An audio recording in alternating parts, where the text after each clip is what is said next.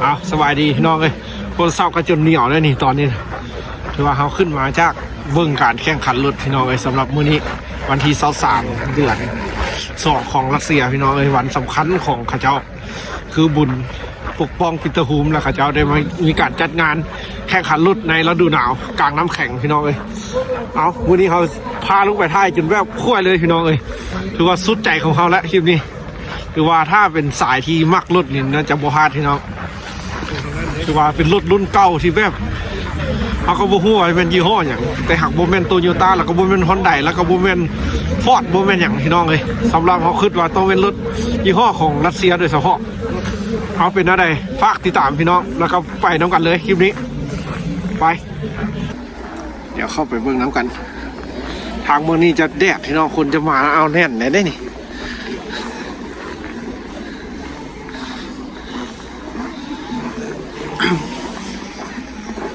คือใจวัยรุ่นนะนี่น้องนั่นเนี่ย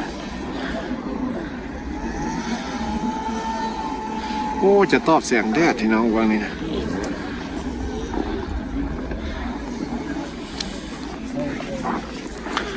เดี๋ยวสิพาย่างไปมัวเบิ้งรถเลยพี่น้องเลย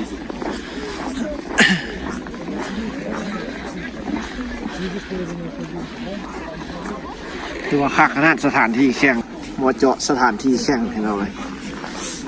แบบว่าสถานที่แบบว่าจากคนเบิ้งร้องนี้ลงไปเบิ้งทางลุ่มเนาะแบบสนามเตะบาสเลยพี่น้องคนได้เบิ้งทั่วถึงบนเนี้ยกันว่าคักได้นี่ว่าเป็นอันตรายอีกรถกันอยู่ลุ่ม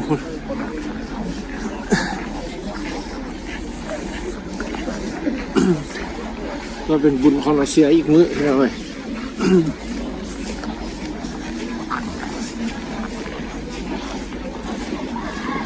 เนี่ยนี่ละคนบ้านเท่านั้นพี่น้องร้ายเลยร่วมใจกันขนาดเลยพี่น้องคนบ้านเฮาคือสิบ่มีให้มาเบิ่งดอกขนาดวันนี้นะเสื้อรถ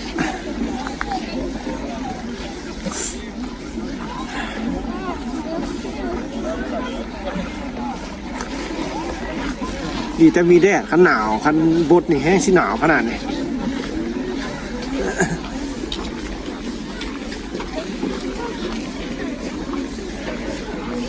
เดี๋ยวจะน่าสิย่างไปหดพูดละน้องข้างหน้าข้างเมืองสิเมืองจะได้เดี๋ยวจะได้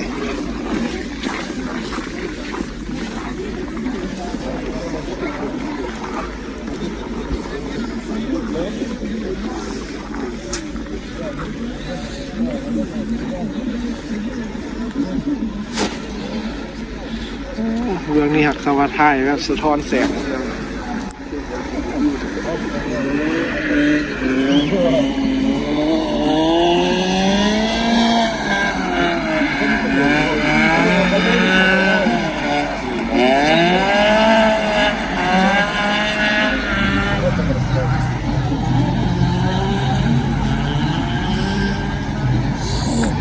เดี๋ยวถ้ามึงรถออกมาให้เนาะถ้ามึงรถอีกบ้านนะ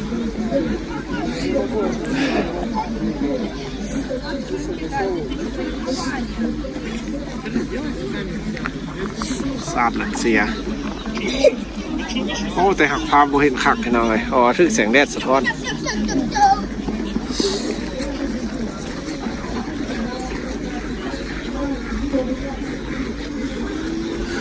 มาละนี่เนาะ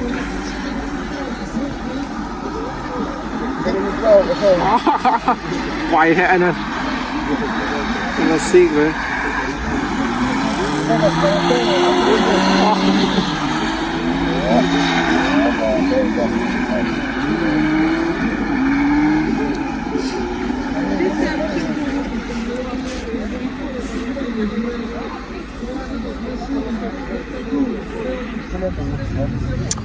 รถจักรแหงขนาดรถเลย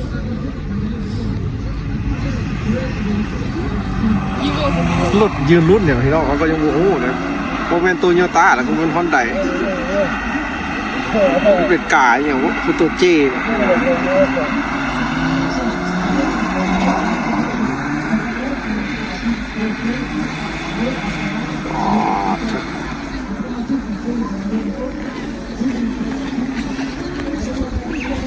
คนรัสเซีย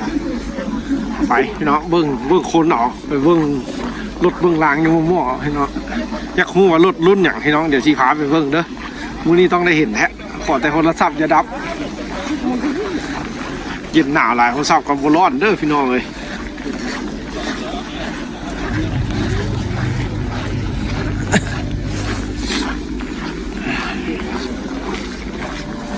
มาอีกแล้ว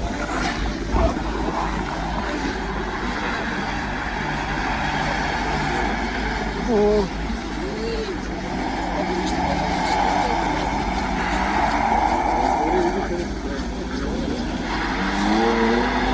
ฮ่าฮ่า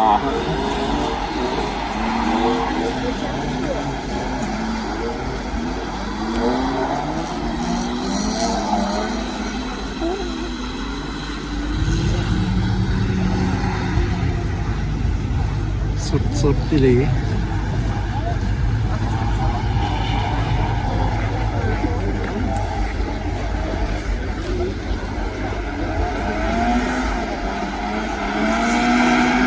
ฟังเ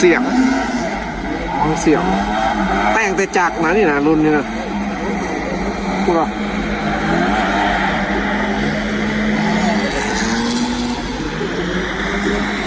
แต่งแต่จักรโดยเฉพาะ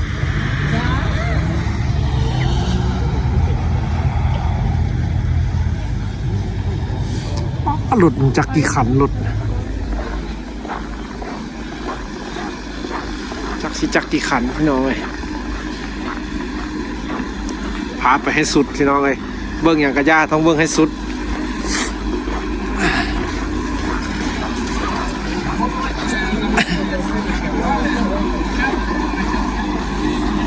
เสียเด้อพี่น้องเลยพูดจีให้ไปวันนี้วังนู้น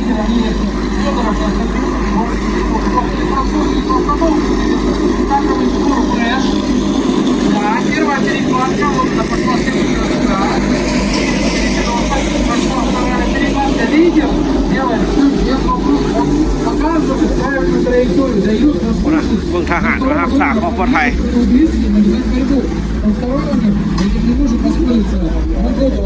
รัสเซียพี่น้องเลยไอ้ห่วงรถเดี๋ยวสิหาไปเบื้องมุมมอเลยพี่น้องเลย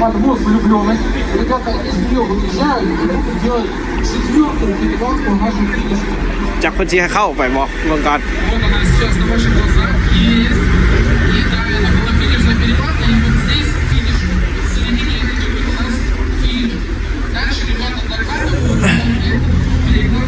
ปกติเพิ่นบอกกล้าจัดงานได้พี่น้องเอ้ยคนรัสเซียเขาเจ้าสบายเด้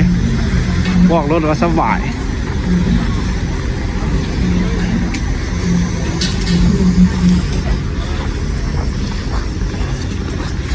โอ้เป็นห้องน้ำอันนี้นะโอ้ห้องน้ำพี่น้องเอ้ยเพิ่นบอกให้ลงไปพี่น้องเดี๋ยวสิพาเบิ่งรถเด้อพี่น้อง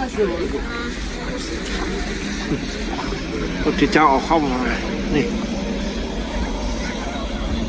อันจะเป็นสามเหลี่ยมอันน้อยๆเด้อพี่น้องไอ้รถกูให้เข้าไปอยู่เพื่อนให้เข้าไปอยู่ตัวนั้นน่ะทางนั้นน่ะเดี๋ยวสิพาลงไปพี่น้องลงไปลุ่มคนนำกันถ่ายครอบคางนี้ก่อนคักให้น้องเลย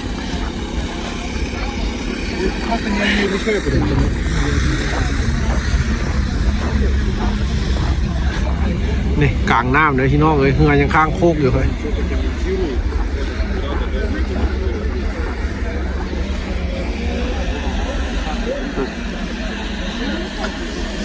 อันนั้นเด้อคักเด้ออันเฮือลมตัวนั้นเด้อ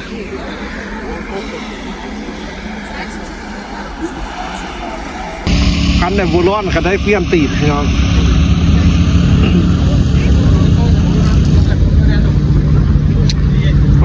แต่ละขันรถนี่พี่น้องรุ่นไหนนี่นะมีแต่แม่รุ่นเก่าๆทั้งนั้นเด้พี่น้องเลยรถแต่งโดยเฉพาะนี่นะยี่ห้ออย่างพี่น้องโอ้ยรถแต่งเมืองหนาวเด้อพี่น้องอันนี้นะ ป้อหาเห็นยากสุดพี่น้องเขาหาลงมาเบิ่งเลยใครแต่ขออนุญาตเพิ่นได้พี่น้อง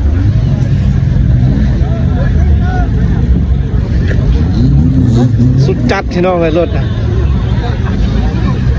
สายรถแต่งมูฮาดพี่น้องนะนี่นะ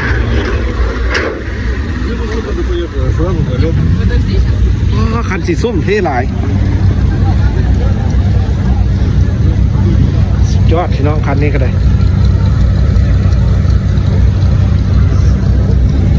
นี่คันนี้ป้ามีแต่รถรุ่นเก่าเลยเนาะเท่ขนาดนี้เบิ่งคันนี้เด้อห้องโบแดง83นี่มีฮอนอันเปลี่ยนอย่างห้องพี่น้องเลยสีแดงคันสีเขียวยี่ห้อเดียวกันนะพี่น้องให้ฮู้ได้อันนี้เขาว่าเป็นรถรัสเซียโดยเฉพาะเลยพี่น้องอันนี้โคตรเท่เลยนี่สุดจัดเลยเติมน้ำมันก็มี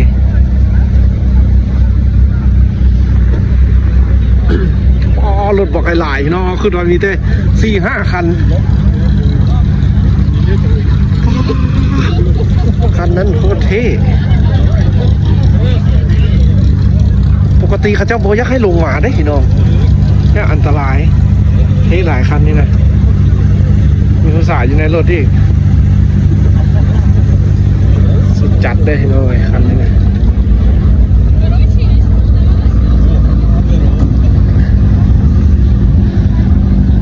รถแต่งเมืองหนาวพี่น้องยี่โบคือบ้านไหนเรื่องนี้นะรัสเซียโดยเฉพาะยี่ห้อเดียวกันหมดพี่น้องรถนะ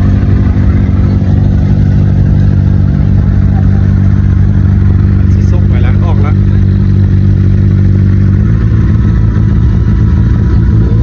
สุดจัดพี่น้องเดี๋ยวชี้ให้เบิ้งติดรถเด้อมันจะมีอันนั้นได้พี่น้องจะมีเป็นเล็กพี่น้องเลยมันจะมีเป็นเล็กนะเดี๋ยวชี้หาเบิ้งนี่รถอยู่เมืองหนาวมันเป็นแนวไหนคนจึงบ่มื่นติดรถนี่พี่น้องนี่พี่น้องมันจะมีเล็กได้นี่เล็กก็เอาหิมะนี่แต่ละคันนี้วัดนี่ว่าได้ลงมาเบิ้งหม้อๆคักๆพี่น้องเลยน้องอยากเห็นว่ารถยี่ห้ออย่างกะสีไทยให้เบิ้งนะนี่แหละเพื่ออยากคู่เป็นพระเจ้าเอารถอย่างไปแข่งพี่น้องเลย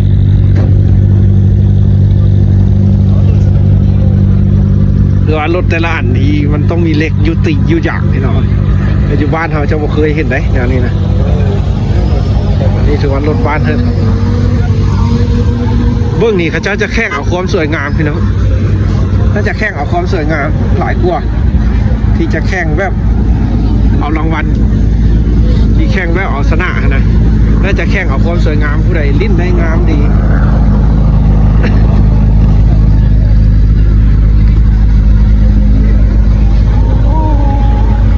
โบแต่งสีโบแต่งอย่างนะพี่น้องแต่งจักอย่างเดียวรถนี่นะแต่ละคันนี่ห้อยบาทห้อยต่ำหมด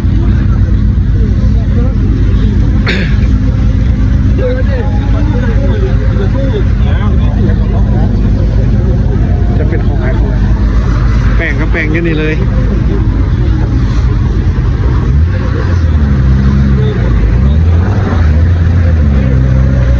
ผู้ใดสายที่หักรถรุ่นเก่าให้หน่อยรถรุ่นเก่าเด้อหักสุดนี่